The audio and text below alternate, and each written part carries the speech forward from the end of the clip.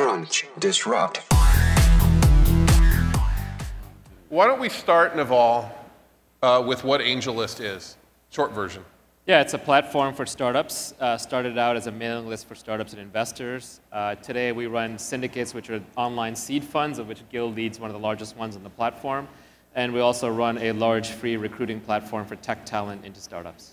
Okay, so it's a place for startups to raise money and then also recruit. Correct. Those are the services that you offer. And how do you measure yourselves? A couple of different metrics.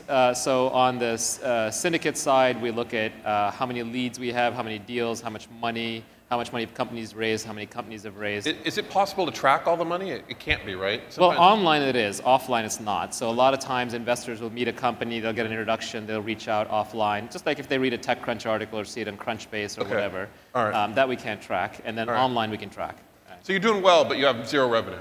That's right. All right. And we're an investor. Unfortunately for you, yes. All right. No, we're very happy about that.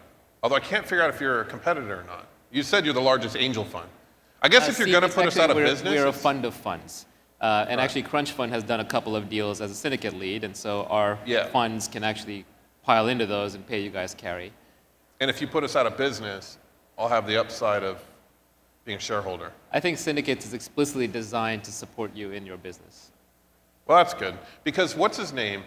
Sam Altman from Y Combinator said that you're the biggest threat to angel funds yesterday or the day before, right? I don't think so. I think we put people like Gil in business. We help companies get funded, and we work with lots of seed funds who are investors in us and use AngelList. So.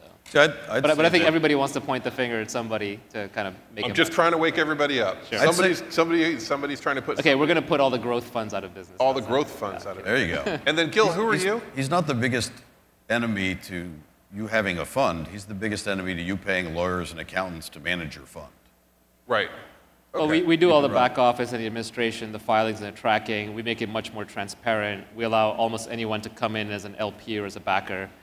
See, I think it needs a little more explanation. Yeah. So Gil, you go in and you say, first of all, you go in and say, I want to form a syndicate. And what that means is other people with money say they will automatically back anything that you want them to back. Is that right? For a specific amount per deal.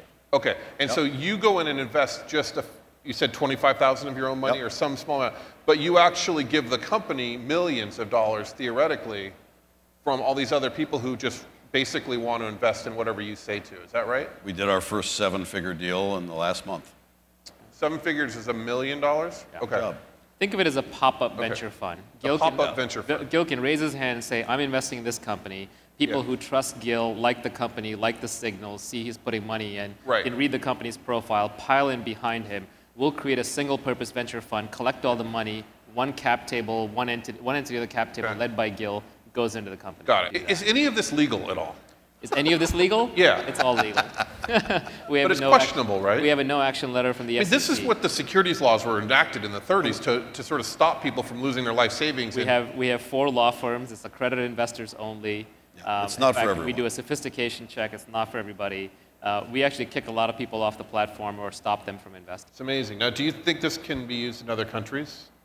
Yes, we are actually on the verge of obtaining regulatory clearance in the UK.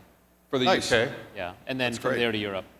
Okay. And then you can also see it working in Canada, Australia, which have very similar legal systems. Okay.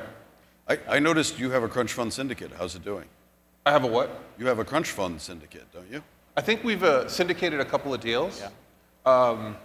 Pat did it, my partner, and I know he was really happy with the way it worked out. Yeah. For you guys, it's more interesting for pro rata or for large rounds where you can't support the company fully with the size. I think they wanted to raise more than we wanted to put in, but I know that with us, we don't, the carry that you get, we also get, but it's weird if we were to take it, so I think we end up throwing that back to our LPs somehow. That's right. There's a couple of VCs that have used it, like Foundry Group is very active, and Expansion and Rothenberg and Haystack have used it. They generally give the carry to their LPs.